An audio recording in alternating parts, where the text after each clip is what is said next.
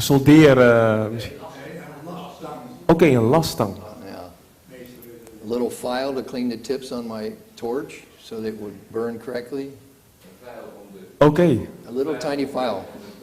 You go into the holes of the torch. Oké. Right. Het is een vel. Okay. Ja. All right. Anyway, I have a tool. I have a toolbox. Ik had gereedschappen. And if you're a carpenter, you got different tools in your toolbox. Ja, en als je dus iemand bent die met je handen werkt, dus een, hoe heet het ook alweer, carpenter, een timmerman, precies. Ja, dan heb je de nodige gereedschappen. Well, God has a toolbox too. God heeft ook een gereedschapkist. Tools that He has given us to use Gereedschappen die hij ons geeft in our Christian experience and our character development. in onze christelijke ervaring en karakteropbouw. He has blessed us with wonderful provisions. En hij zegent ons met bijzondere voorzieningen, That we may have a life of victory now. zodat wij een leven van overwinning mogen leiden, ook nu. 2 Corinthians chapter 6 2 Korinthe hoofdstuk 6, and verse 2. vers 2.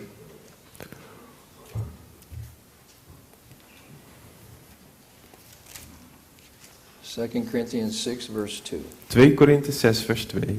For he saith, Want hij zei, I have heard thee in a time accepted. ik heb u gehoord in een geaccepteerde tijd. In the day of salvation have I succored thee.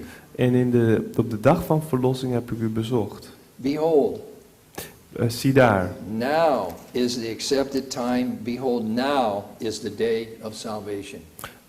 zie, nu is het de dag van het heil. Nu is het de tijd van het welbehagen. When is the day of salvation? Wanneer is het de dag van het heil? Is it tomorrow? Is het morgen? No, it's now. Nee, nu. We've already emphasized what now is. We hebben al benadrukt wat nu inhoudt. Now is this morning in this Nu meeting. is deze ochtend, deze This wijding, very moment is dit now. specifieke moment is nu. Alright? What is a provision? God Wat- has made provisions for us. God die heeft veel voor ons voorzien. Wat betekent dat? Okay, here's a definition. Hier is een definitie. An arrangement made beforehand Iets wat voorbereid is van tevoren. that provides for or against something. En dat voorziet in iets of tegen iets. Okay, God's provisions do both. Gods voorzieningen doen beide. It provides the means and the power Het voorziet in datgene wat nodig is. against the attacks of Satan. Tegen de aanvallen van de vijand. Now, everyone sitting here this morning Ieder die hier zit deze ochtend, is going to be under attack by Satan today. die valt ten prooi aan de aanvallen van de vijand. Okay? He's going to bring temptations, Hij zal verleidingen, verzoekingen over ons brengen, whatever they are. wat het ook mag zijn. Okay? In 2 Peter 1 verse 3, In 2 Petrus 1 vers 3. 2 Peter 1 verse 3. 2 Petrus 1 vers 3. According as his divine power Volgens zijn goddelijke kracht hath given unto us all things heeft hij ons geschonken alle dingen that pertain unto life and godliness, die strekken tot godzaligheid in het leven. through the knowledge of him that hath called us to glory and virtue. Door de kennis van hem die ons geroepen heeft tot heerlijkheid en deugd. So God has given us all things, God schenkt ons alles, everything we need. alles wat we nodig hebben. He's made provision for every need in our spiritual warfare. Hij voorziet in alles omtrent onze geestelijke oorlog. This is Sons and Daughters of God, page 45. Dit komt uit het boek Zonen en Dochteren van God. It's a devotional. Het is een wijdingsboek van Ellen White. Exceeding great is our salvation. Ongelooflijk groot is onze verlossing. For ample provision Want voldoende voorzienigheid, has been made through the righteousness of Christ, voldoende voorzieningen zijn getroffen door de gerechtigheid van Christus. that we may be pure, Zodat wij puur mogen zijn, entire, volledig and wanting nothing. en niets tekort komen. All right, so the first tool in our toolbox De eerste soort gereedschap in onze gereedschapkist. I have to look at something here.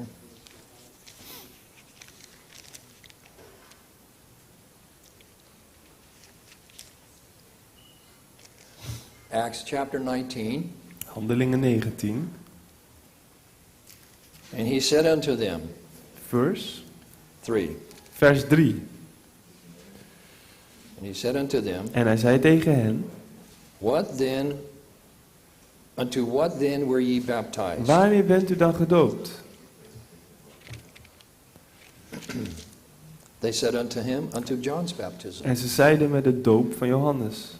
Then said Paul, Maar Paulus zei, John baptized with the baptism of repentance, saying unto the people that they should believe on him who should come after him, that is on Christ Jesus. Johannes doopte wel een doop van bekering, zei Paulus, maar hij zei ook tegen het volk dat zij moesten geloven in hem die na hem kwam. Dat is in Christus Jezus. These brethren had not even heard about the Holy Spirit. Deze broederen hadden niet gehoord van de Heilige Geest. In verse 2 it says, we have not so much as heard whether there be any Holy Ghost. En het gaat zover dat ze zeggen, en wij hebben niet eens gehoord dat er een Heilige Geest is. This has been spoken about.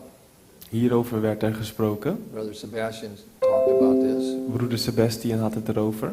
That the Holy Spirit is a person. Dat de Heilige Geest een persoon is. It's not an essence. Het is geen essence, It's not an essentie. influence. Het is geen invloed. It's not a power. Het is geen kracht. He's a person. Het is een persoon. Okay? And if we reject the biblical and spirit of prophecy definition of the Holy Spirit, Als wij de Bijbelse de Bijbelse definitie en die van de Geest en profetie verwerpen, we cut ourselves off kunnen we onszelf afsnijden from hearing and understanding the still small voice. van het verstaan en horen van die zachte stem. Because in Galatians it says we are to walk in the Spirit. In Galaten staat er, we moeten wandelen in de Geest. You have to intelligently understand His speaking to your heart. We moeten intelligent begrijpen, we moeten intelligent zijn in het verstaan van zijn stem. In het begrijpen van zijn stem.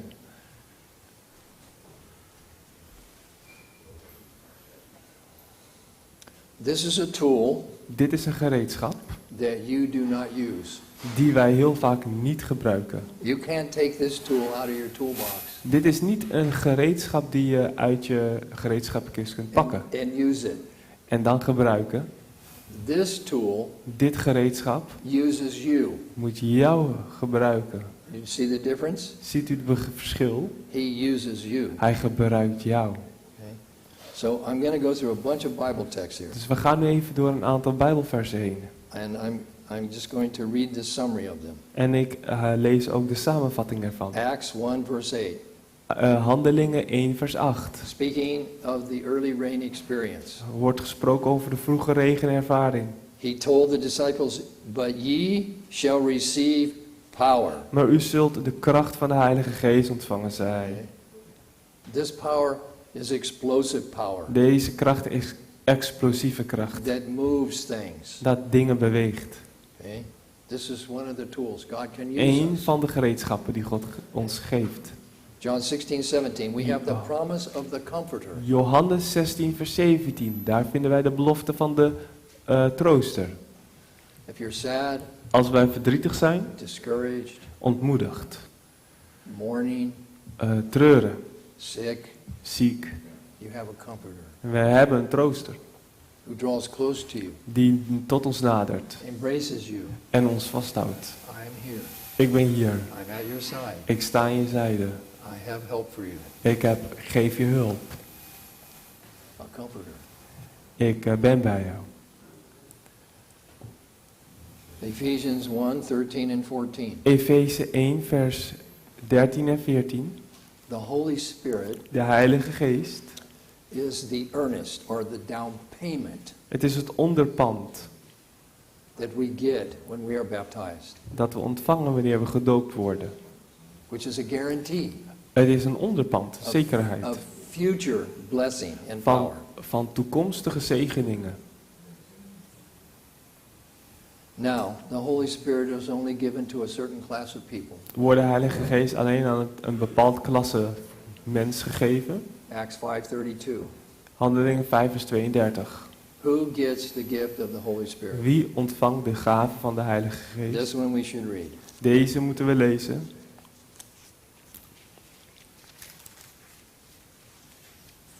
We may not get past the Holy Spirit this morning, Het kan zijn dat we niet verder komen dan de Heilige Geest. but if we don't, that's all you need. Maar goed, als dat niet zo is, dan is dat alles wat we nodig hebben.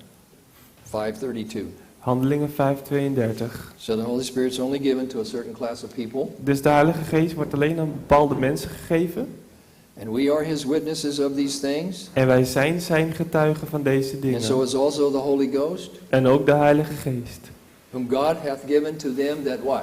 Die God gegeven Obey heeft him. aan hen die hem gehoorzaam zijn. You cannot expect the gift of the Holy Spirit in disobedience. We kunnen niet de gave van de Heilige Geest verwachten terwijl we ongehoorzaam God zijn. does not endorse disobedience. God stimuleert geen ongehoorzaamheid. Romans 5:5 says the Holy Ghost which is given unto us. Romeinen 5 vers 5 die zegt de Heilige Geest wordt ons geschonken. 1 John 3:24. 1 Johannes 3 vers 24. And hereby we know that he abideth in us Hierdoor by the weten, Spirit within us, which he Hierdoor- hath given us. hierdoor weten we dat Hij in ons verblijft, door de Geest die in ons verblijft. Do you have awareness of the presence of the Holy Spirit in your life on a Zijn we daily ons basis? bewust van de aanwezigheid van de Heilige Geest in ons leven? Or is it just some vague, nebulous entity? I don't know. Of is het voor ons maar een vaag iets waar we geen zicht op hebben? Psalm 32. Psalm 32,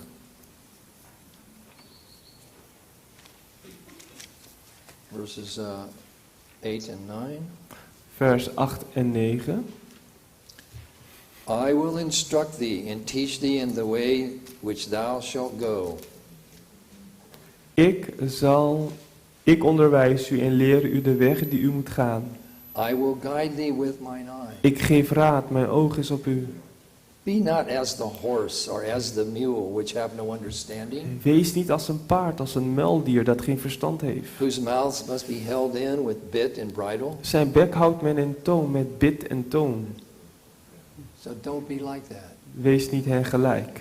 Listen to the still small voice. Luister naar die zachte, goede stem. Isaiah chapter 30. Jesaja hoofdstuk 30. 32 vers 8. Vanaf vers 8 en 32, tot 8 9. and 9, yes. And then Isaiah Jesaja chapter 30 hoofdstuk 30 and verse 21. vers 21. And thine ears shall hear a word behind thee saying, This is the way, walk ye in it. When ye turn to the right hand, and when ye turn to the left. Met uw eigen oren zult u een woord van achter u horen. Dit is de weg, bewandel die. Dit voor het geval u naar rechts of naar links zou gaan. When we are going through our daily life, In ons dagelijks leven, walking in the way with Jesus, terwijl we met Jezus wandelen, the devil comes with his temptations komt de vijand met zijn verzoekingen to pull us into the ditch on the right or into the ditch on the left. om ons in de gracht te laten belanden aan de rechterkant of linkerkant. Your ears will hear a word behind you saying, En dan horen we een stem die tot ons spreekt. Danger, Gevaar, warning, gevaar, this is the way. waarschuwing. Dit is de Walk ye weg. in it. Hierop moet je wandelen. Stay in the middle. Blijf in het Narrow way. midden. Nee, blijf op het nauwe pad. We need to become sensitive to this still small We voice. moeten sensitief worden, gevoelig voor die stille stem. Let Die me tell zachte you a stem. story. Laat me een verhaal vertellen. So one day I went shopping Een dag ging ik winkelen. and I came back home Kwam thuis. and I realized Ik realiseerde me that my wallet was missing dat mijn portemonnee kwijt was. and I couldn't find it. Ik kon hem niet vinden. I looked in the car, Keek in de auto. I looked all over the house. Keek overal in het huis. I waited a day, I prayed, Lord, I can't find my wallet, where's my Ik wallet? bad tot de Heer. Heer, ik ben hem kwijt. Waar is hij? So finally, I have a driver's license and a credit card and En alles zit money. erin, geld, rijbewijs, creditcard. So call up the credit card company, cancel the credit card. Dus ik bel het bedrijf op van de creditcards en ik zeg van blokkeren. And so after a couple of days, I said, okay, I got to go down to the Department of Motor Vehicles and get a new driver's license. En toen moest ik terug, dacht ik moet naar dat bedrijf, of nee, hoe heet het, naar die instantie gaan die rijbewijs afgeeft. What a hassle. Het was gewoon, ja, lastig. I don't know, how do you translate hassle? Ja, ik zeg wel, het was een probleem, Yeah, lastig, problem, yeah, what a problem. genoeg. What a headache that I don't need.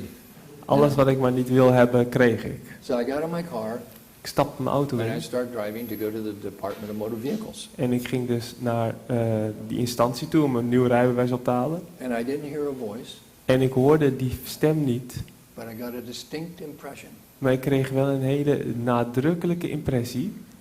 John, John, turn around, draai om, go back home, ga terug naar huis and look in the closet out on the carport. en kijk in de kast vlakbij de oprit. Ik dacht, That's just my mind. nee, dit is gewoon mijn verstand. And I kept driving, En ik bleef doorrijden. and the impression came stronger. En die impressie werd sterker. Go back home Ga terug naar huis and look in the closet on the carport. en kijk daar in die kast. Okay, Oké, turn around, draaide om, keerde go om, back home, terug naar huis, got out of the car, stapte de auto uit, opened the door to the closet of the deed carport, deed de deur open and there was my wallet en daar was mijn portemonnee. sitting on the shelf. Daar lag. And it all came back to me. En toen kwam alles, werd I alles weer had it in my duidelijk. hand, and I had the bag in my hand when Ik- I walked in to put the stuff in there. Wat er gebeurde, ik had hem in mijn And hand. for some reason, terwijl I ik een laid my andere wallet tas- up on the shelf. En terwijl ik ook een tas in mijn And hand then when had. I walked out, En ik liet het dus liggen, completely gone. daar op de plank. En I toen couldn't was ik het remember volledig vergeten. Okay, this is listening to the still small voice. Dit betekent het nou om te luisteren naar die I praise the stem. Lord for that experience. It En taught me ik dank de something. Heer voor die gebeurtenis, want dat leerde mij een en ander.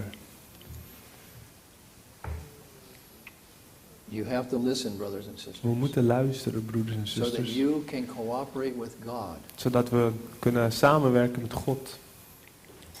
Teach men how to cooperate with God, Onderwijs mensen hoe ze met God kunnen samenwerken, that they may be successful in overcoming. zodat ze succesvol mogen worden in het overwinnen. How many took Bible studies? Hoeveel hebben Bijbelstudies Did anybody genoten? ever teach you how to cooperate with God? Heeft iemand u ooit geleerd hoe u met God kunt doubt samenwerken? Ik twijfel They dat. taught you doctrine. Doctrines They worden taught you onderwezen, prophecy. profetieën They sprinkled in a little health reform salt. en een Make it beetje taste good. gezondheidsreforming zout. Of, But nobody smaak taught you hebben ze how to eraan cooperate toegevoegd. with God. Maar niemand heeft u misschien onderwezen hoe u met God moet This samenwerken. is a failure of our evangelism. Dit is vaak waar we falen in That onze needs to be evangelisatie. corrected. Dat moet gecorrigeerd worden. We can't just give people an intellectual assent to truth. We kunnen mensen niet alleen maar een intellectueel bewustzijn geven van waarheid. We have to preach the gospel. We moeten het evangelie prediken. The process by which we are saved from our Het sins. proces waardoor we verlost worden van onze zonden. All right, moving on. Luke 12:12. For the Holy Ghost shall teach you in the selfsame hour what ye ought to say. Lucas I like this 12, promise. Lucas 12 vers 12, daar staat: en de Heilige Geest zal u op datzelfde moment geven wat u moet antwoorden. Okay, it's generally a rule. Het is As een you algemene age, regel. Hoe ouder je wordt, Your memory doesn't work as good as it used dan to. is wordt je geheugen wat minder scherp, vaak. And so when they drag us before the courts and the justices and the law and everything else, Wanneer ze ons dan slepen voor de rechtbanken en we ons moeten verantwoorden, we need to claim this promise. Lord, moeten we deze tekst claimen. I need your help to know how to answer. Ik heb uw hulp nodig om te weten waar ik moet antwoorden. Our body, 1 Ons lichaam. Corinthians 6:19. 1 Korinthe 6 vers 19. We are a temple Wij zijn een tempel for the indwelling of the Holy Spirit. voor de inwoning van de Heilige Geest. Now, I don't want to hurt anybody's feelings, Ik wil niemands gevoelens, nu but I want to talk to you a little raken, bit pijn doen. about the temple. Maar ik wil het even hebben over de tempel. God does not want graffiti on his temple. God wil geen graffiti op zijn tempel. Okay? Tattoos, Tatoeages, piercings, piercings, makeup, make-up, jewelry. juwelen. No graffiti Sieraden. on the temple, brothers and Geen graffiti op de tempel. Okay. Now, if we have some graffiti that got there before we were a Christian, En als we die graffiti hebben opgelopen of gehad voordat we christen waren, the time of this ignorance, God winks at. ten tijde van onze onwetendheid, dat ziet God door de ogen, But commands everybody to door repent. de vingers. Maar hij gebiedt nu iedereen om te veranderen. So take it off, Dus haal het weg, cover it up, bedek het and don't do it again. en doe het niet meer. All right? I have to tell you another story. Ik moet u een ander verhaal vertellen. I have a nephew. Ik heb een neefje. He doesn't understand health reform. Hij weet niets van de gezondheidsboodschappen. He's very overweight, Hij heeft overgewicht. and he's a Christian. En hij is? He's a Christian. Maar hij is wel een christen. Okay? And he has lots of tattoos. En hij heeft heel veel tatoeages op zijn lichaam. Crosses, Kruisen, Bible verses. bijbelversen. Okay? He even works in a tattoo parlor. Hij werkt zelf in een tattoo shop, tatoeageshop. And I was with him a few weeks ago, Ik was met hem een aantal weken geleden. and I just mentioned something about that to him. En ik had het er even over met hem. Ask him, have you ever read what the God wrote in Leviticus about marking our bodies? Heb je ooit eens gelezen in Leviticus wat God zegt So over that het doesn't apply- markeren doesn't van ons apply lichaam? anymore. Hij zei dat is niet meer van toepassing. And then he gave me a very interesting justification for having tattoos. En toen noemde hij een interessante rechtvaardiging voor het nemen van een tatoeage. He said, well, in Revelation, In Openbaring it says Jesus has his name written on his thigh. heeft Jezus zijn naam geschreven staan op zijn dij. Well, after that, I just shut up. Daarna, ik hield mijn mond. So, I'm praying for him. Ik bid voor hem. Titus 3, 5 and 6. He saved us Titus 2, vers by 5 en washing 6. of regeneration and renewing of the Holy Ghost. Hij heeft ons dus, Titus 2, vers 3 en 5. Let me just read that one. Titus 3, 5. Daar staat, hij maakte ons zalig niet op grond van de werken van rechtvaardigheid die wij gedaan hebben, maar vanwege zijn gerechtigheid. En vers 7, opdat wij gerechtvaardigd door zijn genade erfgenaam zouden worden, overeenkomstig de hoop van het eeuwige leven. It's a regenerating, cleansing, enlightening power. Oké, ik lees nog even een stukje. Maar vanwege zijn barmhartigheid, door het bad van de wedergeboorte en de vernieuwing door de Heilige Geest. Dus de Heilige Geest is een vernieuwende macht. We need to start praying more, brothers and sisters. We for the Holy moeten Ghost. meer gaan bidden voor de Heilige Geest. Lord, let thy spirit fall upon me. Heere, laat uw geest op mij vallen. Give me an awareness of the divine presence. Geef me een bewustzijn voor de Help me to walk by the goddelijke Spirit. aanwezigheid. Help me te wandelen door de Heilige Help me Geest. to hear the voice. Help mij die stem te horen. Help me to obey. Help mij om deze stem te gehoorzamen. 2 Timothy 1:14, the Holy Ghost which dwelleth in us. 1 Timotheus 1 vers 14 spreekt over de Heilige Geest die in ons woont. Well, the Holy Spirit is a tool that uses us De Heilige Geest is dat gereedschap dat ons gebruikt if we want to be used. als we ons willen laten gebruiken door Hem. 1 Timotheus 1 vers It's 1 Timothy 1 verse. 1 Timothy 1:14. The Holy Ghost which dwelleth in us. 1 Timothy 1 verse 14 does not. Correct? It does not say that. Oh, 2 Timothy. Oh, 2 Timotheus 2 Timothy 1:14. 1 vers 14. 2 Timotheus 1 vers 14. I double check my references, but sometimes I don't read them correctly. Soms dan lees ik de referenties niet correct. All right. Here's another tool in the toolbox. Dit is nog een gereedschap dat we vinden in de kist. And the angels. De engelen. Okay? That's another one that we're not so aware of. Dat is nog eentje waar we ons niet altijd bewust van zijn.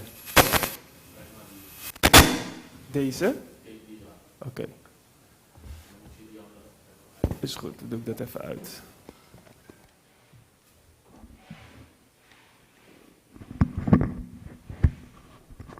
Ja, dit is We beter. need the old school. We moeten die oldschool apparatuur hebben. Inderdaad. Yeah. All right. Angels. Engelen. Angels are most prominent in the New Testament in the book of Revelation. Engelen zijn het meest prominent, wordt het vaakst genoemd in het boek Openbaring. And they're messengers. Het zijn boodschappers. And they have all kinds of interaction with human beings that we don't normally see. Ze hebben allerlei soorten interacties met mensen die we niet weten of zien. So Genesis 4:24 verse 7 Genesis 4 says vers... he sent his angels before thee to prepare the way. Daar staat Genesis 24 vers 7. Vers 7 er 24 staat. verse 7. Hij bereidt de weg voor die u zult gaan. So before I came to Europe, Voordat ik naar Europa kwam, I prayed for this. bad ik hiervoor. I said, Lord, prepare the way Heere, bereid de weg for the ministry of your word, voor het werk van u. that I may have your Holy Spirit, Dat ik uw Heilige Geest heb. and that you will bring the people to the meetings who need to be there, En dat u de mensen naar de bijeenkomsten brengt die er moeten zijn. and that you will open their hearts and their minds to your word. En dat u hun harten en verstand opent voor uw woord. This is a promise we can claim, and I believe God did that. Dit is een belofte die we kunnen claimen en ik geloof dat God het heeft gedaan. In Daniel 6:22. Daniel 6 vers 22. What is the main story in Daniel 6? Wat is de kernverhaal daar in Daniel 6? You remember? Weet u dat nog? The king passed, the counselors influenced the king to pass a law. De raadgevers beïnvloedden de koning, lieten hem een That wet uitvaardigen. nobody can worship or pray to any god but the king. Dat niemand iemand mag aanbidden dan de koning. And if you do, En als je dat wel deed, what happens to wat you? gebeurde er dan? Where do you get to go? Waar zou je heen gaan? You get to go and sleep with the lions. Dan zou je mogen slapen met de leeuwen. And to the lion's den you go. In de leeuwenkuil. And they always kept the lions very hungry. En ze hielden die leeuwen altijd heel erg hongerig. So when people got thrown in, they got eaten. Zodat wanneer mensen erin geworpen werden, ze vrijwel direct opgegeten werden. And what did Daniel say when they came? When Wat the zei king came in the Daniel? morning? Toen ze kwamen in de ochtend. Oh, Daniel, are you still there? Daniel, ben je nog steeds daar? They said, the Lord sent his angel. De Heere heeft zijn engel And I'm okay. gezonden. En ik maak het goed. Okay? They protect us. Ze beschermen ons. They deliver us. Ze bevrijden Acts ons. 12:11. Peter, Handelingen 12 vers 11. Petrus. scheduled to be executed in the morning. Het was zo geregeld dat hij in de ochtend geëxecuteerd zou worden. 2 Roman guards. 2 Romeinse wachters. One chained to his left arm and one chained to his right arm. Elk van deze wachters was aan een van zijn voeten geketend. Peter's not worried. Petrus maakt zich niet druk. He's sleeping. Hij slaapt. And the angel comes De engel komt into the maximum security prison. in de meest beveiligde gevangenis. Okay? Nobody sees him. Niemand ziet hem. Nobody hears him. Niemand hoort hem. The guards don't wake up. De wachters worden niet wakker. The chains fall off Peter's De hands. ketenen vallen van zijn handen. Peter, get up. Petrus, sta op. Put your shoes on Doe je schoenen aan. and follow me. En volg mij. And they walk out. En hij The liep doors open de silently. gevangenis uit. En de deuren die gaan geruisloos open. And suddenly Peter's out on the starry night on the street. And he En can't voor hij het believe it. weet, staat hij buiten. Thinks it's a dream or something. En hij denkt dat het een droom is. These stories are not in the Bible because they're nice stories. Deze verhalen zijn niet alleen in de Bijbel omdat het mooie verhalen They're zijn. in the Bible to teach us something. Ze zitten in de Bijbel omdat ze ons iets willen bijbrengen. Because we're going to be faced with these kind of Maar situations. dit soort situaties zullen we ook onder ogen moeten zien. If you don't bow down to the image that I have made, Als je je niet neerbuigt voor het beeld dat ik heb it's the opgericht, death decree for you. daar staat het doodsdecree op. In Daniel 3, In Daniel hoofdstuk 3 it was the fiery furnace. had je de vurige oven. It was forced worship Het was een geforceerde aanbidding. under threat of the penalty of death. En daar stond de doodstraf op wanneer je dat overtrad. In Daniel 6, In Daniel 6 it's forbidden worship gaat het om verboden aanbidding. under the penalty of death. Waar de doodstraf op staat. And in both cases, In beide gevallen God delivered his people. heeft God zijn volk bevrijd. Okay, at the end of time, In het einde der tijd God will deliver us. zal God ons verlossen. But it could be at the very last minute. Maar het kan zijn op de laatste minuut. Why does he wait till the last minute? Waarom wacht hij tot het laatste moment? It brings more glory to his name. Het verheerlijkt zijn naam nog meer. He does the impossible. Hij doet het onmogelijke. He opens a sea. Hij opent de zee. He plucks you out of the fire. Hij plukt je uit het vuur. We're going to be faced with these kind of life-threatening Dit soort situations. situaties zullen we meemaken. So the angels are there to help us. Maar de engelen zijn er om ons te helpen. We can call upon their name. We kunnen hun naam aanroepen. All right, we have to move on. We moeten verder. The Bible De Bijbel and the spirit of en de prophecy geest der profetie are tools in zijn the toolbox. gereedschappen in de kist. Okay? The spirit of prophecy is a divine inspired commentary on the scriptures. De geest der profetie is een goddelijke geïnspireerde commentaar op de Bijbel. How much time Hoeveel are we tijd spending in the word? steken wij in het woord? This word is Dit woord. with power. Heeft kracht. Komt met kracht. How do you know that? Hoe weten we dat? Well, Nou, when God speaks, wanneer God spreekt, things happen. gebeuren er dingen. Okay? Psalm 33, Psalm 33, 6 and 9. 6 en 9. By the word of the Lord were the heavens made, and all the hosts of them, by the breath of his mouth. Door het woord van de Heer zijn de hemelen geschapen. Door de adem van zijn mond is tot 33, stand 6 and 9. Psalm 33, vers 6 en 9. Verse 9. For he spake, and it was done. He commanded, and it stood fast. Want hij spreekt en het is er. Hij gebiedt en het staat er. We're told in the Bible to preach the word. Ons wordt verteld om het woord preken. Faith cometh by hearing, Geloof komt door het horen. and hearing by the word of God. En horen door het woord van God. Okay? You want more faith? Wilt u meer geloof? Go to the word Ga het woord opzoeken. and look what God's word has done En kijk wat Gods woord voor u heeft gedaan. for others. Voor anderen. If he does it for others, Als hij het voor anderen doet, he can do it for dan us. is het ook voor u. You have to test him though. Je moet hem testen. He will come through, no Hij worries. zal doorbreken. But it may be at the last minute. Maar het kan zijn op het laatste moment. There was a quite well-known black preacher, C.D. Brooks, I think. Er was een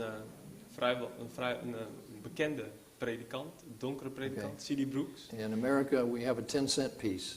En we hebben daar in Amerika hebben we een 10 cent 10. munt. Yeah. You also have a euro, right? 10-cent piece? Wij hebben ook een muntstuk van 10 cent. Right. In America, our 10-cent piece is called a dime.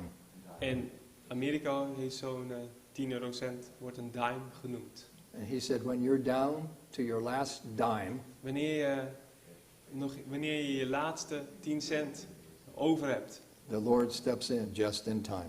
dan komt God op het juiste moment tevoorschijn.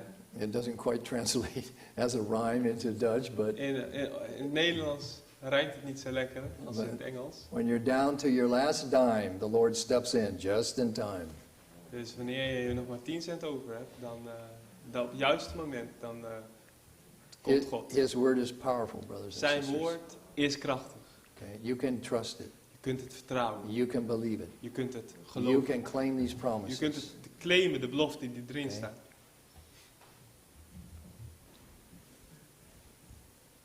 The wise virgins De wijze maagden, in Matthew 25, Mattheüs 25, when they got woken up, toen ze wakker werden, says they trimmed their lamp.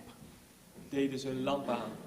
Okay, if you have an oil lamp Wanneer je een olielamp hebt, and it needs to be trimmed, what do you have to do? Yeah, you have to trim the wick je moet Right. dus een Because- stuk snijden van het because the wick is getting burnt out and now it's not giving so much light, it's doing what? Smoking. Nou, dat moet je eens weer even Oké. kort knippen. Smoking. But you need it to give light. Maar je wil licht krijgen. So you got to trim it off. Dus je moet een stukje ervan afknippen. And when you do that, Wanneer je dat doet, then it gives more light. komt meer licht tevoorschijn. So what does it mean to trim your lamp? What is your lamp? Thy word is what?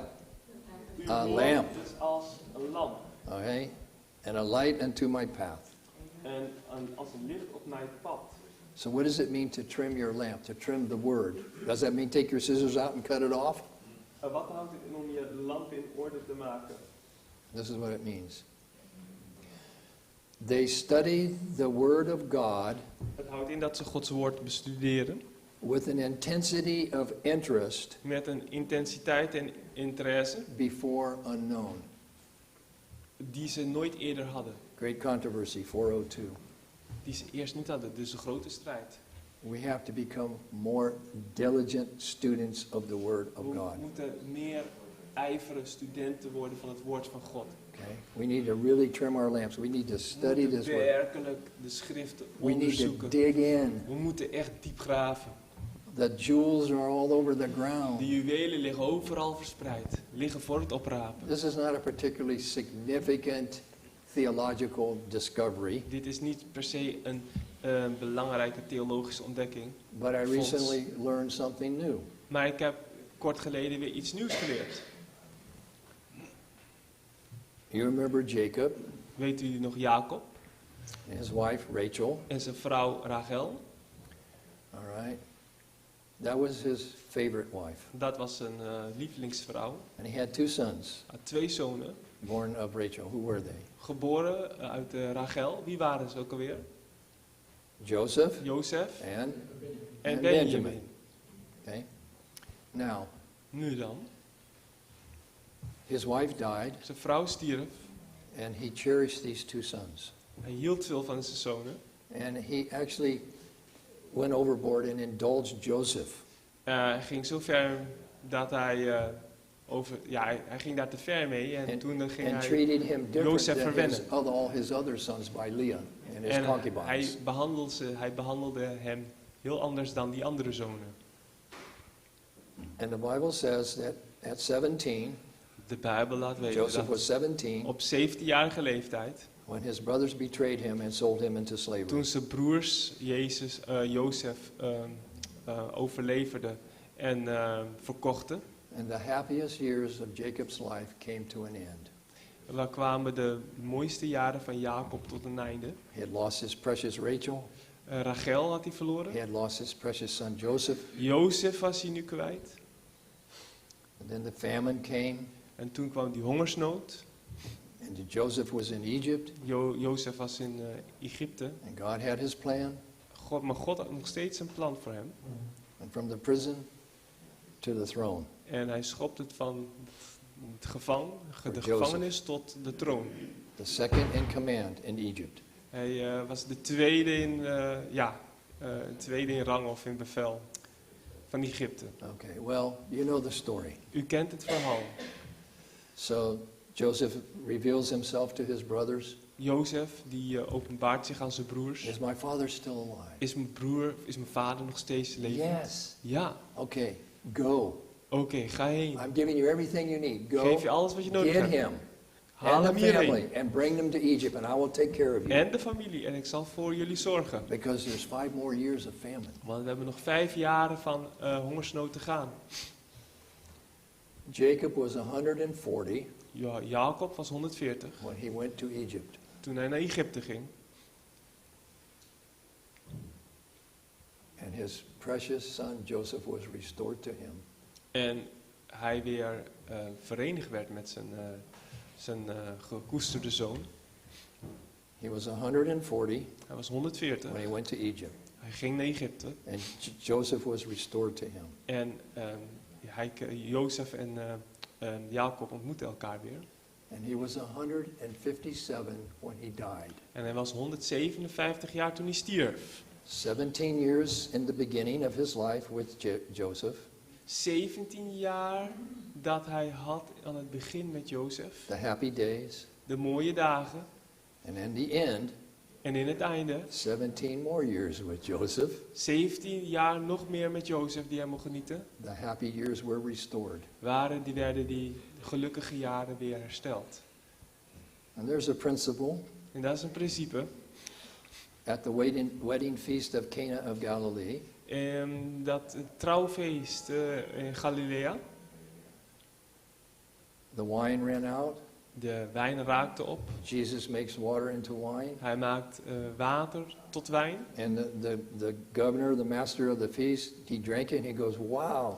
En de ceremoniemeester drinkt het en die zegt, wauw, dit is wat anders. You've saved the best for last. U hebt het beste voor het laatste bewaard.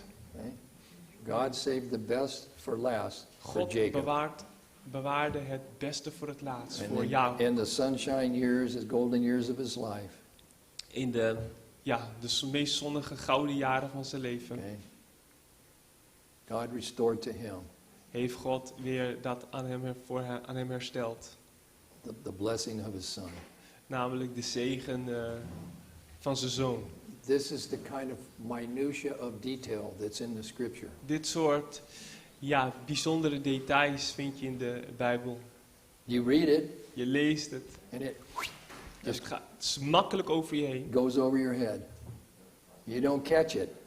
Je ziet het vaak over het hoofd. If you get in and you dig and you think, Maar als je gaat nadenken en je you'll gaat be graven, surprised what kind of things are going to pop out. dan zul je verrast worden hoeveel mooie dingen naar boven komen.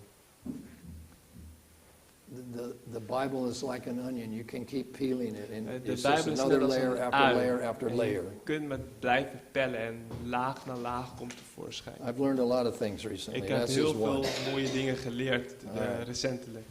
How's our time? We still have some time. It's only 8:15. We still have some time? Hebben we nog wat tijd? Oh, this man is the 5-minute man. Hij is de 5 minuten man. Okay. No worries. We'll do 5 minutes. All right. 5 Faith. minuten. Geloof. This is a tool. Dit is een gereedschap. According to your faith, Overeenkomstig uw geloof be it unto you. zal het u geschieden. If you believe, Als u gelooft, it becomes a reality. dan wordt het een realiteit. And faith has no other way of expressing itself Geloof kan op geen andere manier tot uitdrukking komen except by action, dan door handelingen, by deeds, daden and by obedience. en gehoorzaamheid. And James, if a man says he has faith, In Jacobus lezen we als een man zegt dat hij geloof heeft. show me your faith and I'll show you my works. Toon je geloof, dan toon ik mij Okay. Dan toon ik jou mijn werken. How did Noah exhibit his faith in what God had told him? Hoe liet Noah zijn geloof blijken toen hij hoorde, God said, toen hij "I'm gonna deed wat send a God van hem flood. zei? I'm going to destroy everything in this God world. zei, ik ga een vloed zenden en ik vernietig alles in deze wereld. Here's the plan. Dit is het plan. Go build the ark." Ga de ark bouwen. And how did he express his faith? Hoe drukte hij zijn geloof uit? He obeyed. Hij gehoorzaamde. And he did what God told him to do. Hij deed wat God hem vroeg. And here's this ark coming up. Hier is de ark. Faith is expressed in works or deeds. Geloof komt tot uitdrukking in woorden en daden. And obedience to what God En has said. gehoorzaamheid aan wat God vraagt. Faith is experienced Geloof wordt ervaren by the providential leadings of God in our life. door de voorzieningen die God treft in ons leven. All of us have probably made big decisions about our life, Wij allemaal hebben wel eens belangrijke beslissingen moeten nemen in ons leven. where to go, what to do. Waarheen te gaan, wat te doen. Don't ever make a move in the dark. Maak geen beweging in het duister. If you don't have a clear path, a clear light, Als je geen duidelijk pad of lijn voor je uitgestippeld ziet. and God's providential leading, En Gods voorzienigheid. His opening the door before you, Hij die een deur voor je open doet. stop. Stop. Don't go through. Ga er maar niet doorheen. Don't push the door open. Forceer je niet er doorheen.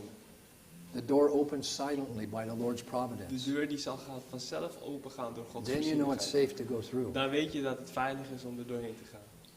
Well, we have a whole page on faith, but We hebben een hele bladzijde over geloof. maybe one illustration, the last 5 Eén minutes. illustratie. Matthew chapter 8. Matthäus, hoofdstuk 8.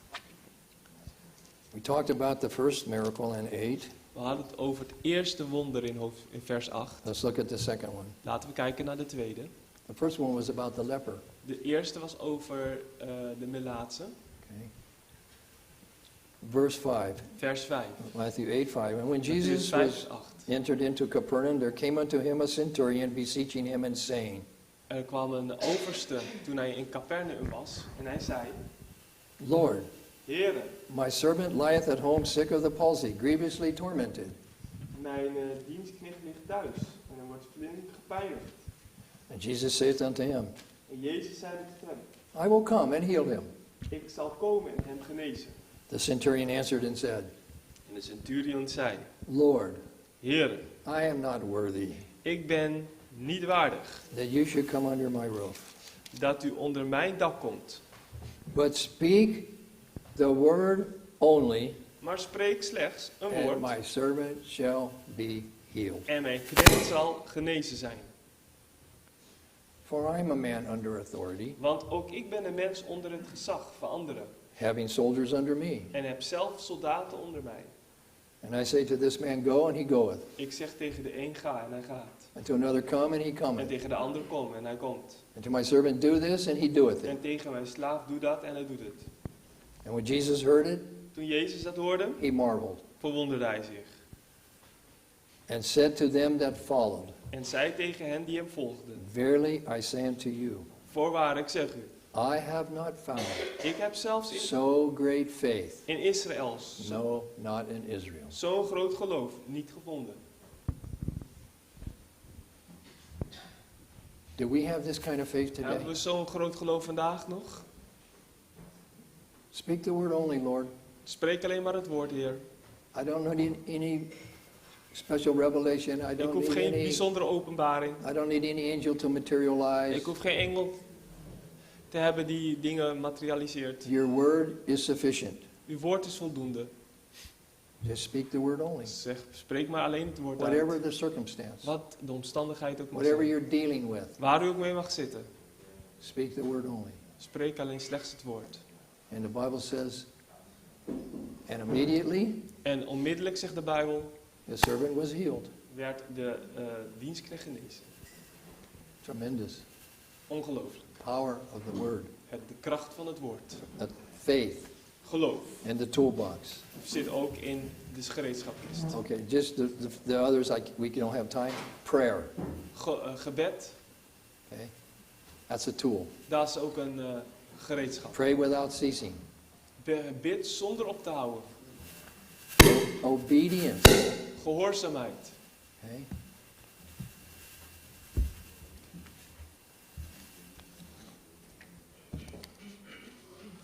Healthful living, Gezondheidshervorming. to keep our minds clear and sharp. Om ons verstand scherp te houden en gezond. Here's a tool you wouldn't think is a tool. Dit is ook een gereedschap waar u misschien niet van denkt dat het een gereedschap is. It's called suffering. En dat is lijden. It's a tool in God's hand Het is in Gods handen zeker een gereedschap. to develop our character. Om ons karakter te vormen. Christian service. Christelijke dienstbaarheid. We have to become servants We moeten dienstknechten worden. to our fellow man. Voor onze naasten. And stewardship. En rentmeesters. We have to be responsible We moeten verantwoordelijkheid for zijn. the time, Voor de tijd, the talent, de talenten and the money en het geld that God has entrusted to die us, God ons toevertrouwt. or the property. Of eigendom. Whatever you have, it doesn't belong to you. Het behoort ons niet toe. I don't care what you have. Wat u ook hebt. I don't care if you have a yacht, Ook and al you heeft have u a een private jacht jet, en een and you have privéjet a villa on the Mediterranean, en een villa and you have millions in your bank en account. miljoenen op uw bankrekening. It doesn't belong to you. Het is niet van u. You're only a steward We zijn slechts to rentmeesters. take care of it Om er goed zorg voor te and dragen. administer it according to the Lord's will. En ook goed te behandelen. And maybe I'll just throw this in. En dit kan ik er ook nog in gooien. There are two lines of work, Er zijn 2 lijnen van werk. the regular lines De reguliere lijnen. and the irregular lines. En de onofficiële wegen of kanalen. And they're both worthy of support. En beide zijn het waard om gesupport te worden. So, support one or the other.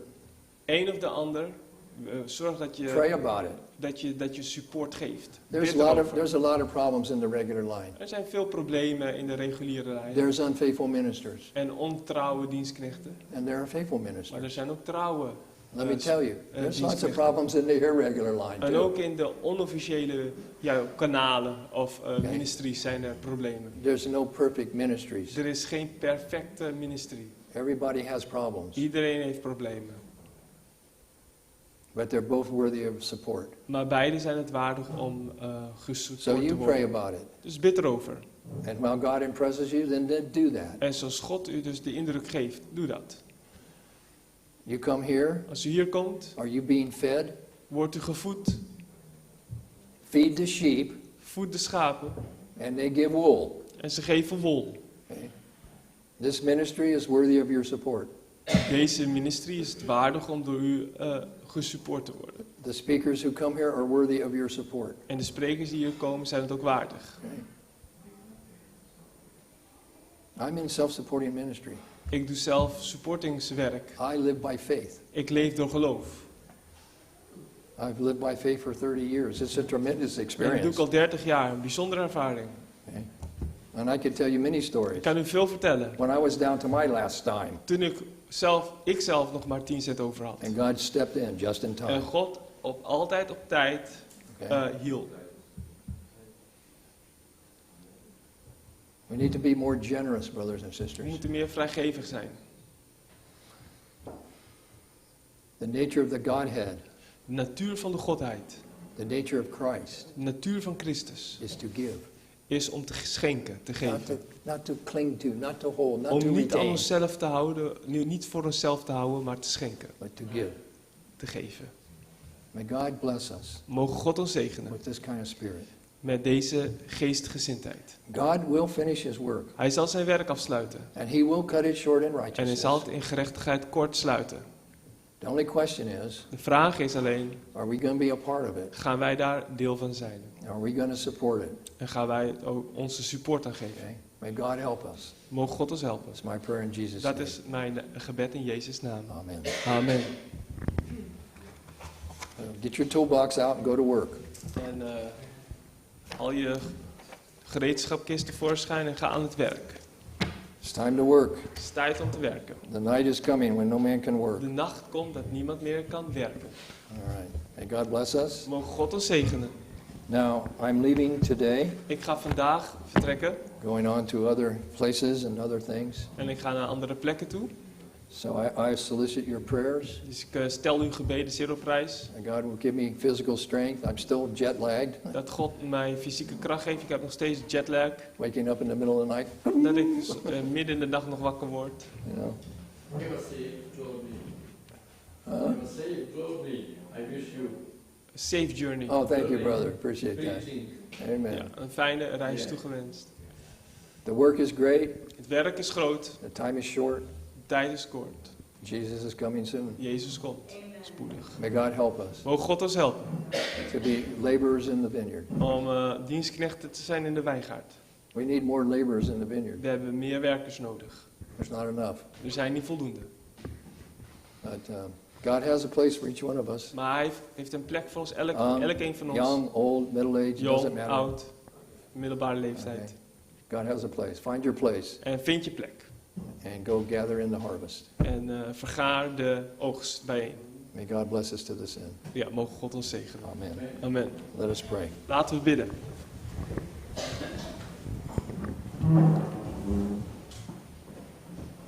Our Father in heaven, Onze Vader in de hemel. we're so thankful you've made provision for our life We zijn zo dankbaar dat u voorzieningen treft in ons leven. and that we can use these provisions En dat we dit kunnen gebruiken to accomplish your work. om uw werk te voleindigen, te voltooien. Oh Lord, give us your Holy Spirit O Heer, geef ons toch uw Heilige without Geest. measure. Zonder mate. We want to be filled with all the fullness of God. We willen vervuld zijn met de volledige volheid van God. We want to do the work you have appointed, En we willen het werk doen dat u ons geeft. searching for souls Op zoek naar zielen. more precious than everything else in the universe. Dat die meer waard zijn dan wat dan ook in dit universum. So give us a spirit of service and Wilt u ons de sacrifice. geest geven van dienstbaarheid en zelfopoffering. Bless the ministry here at Kerrville. Wilt u de werk hier op Kerven zegenen. Be with all the speakers that are here. Wees met alle sprekers.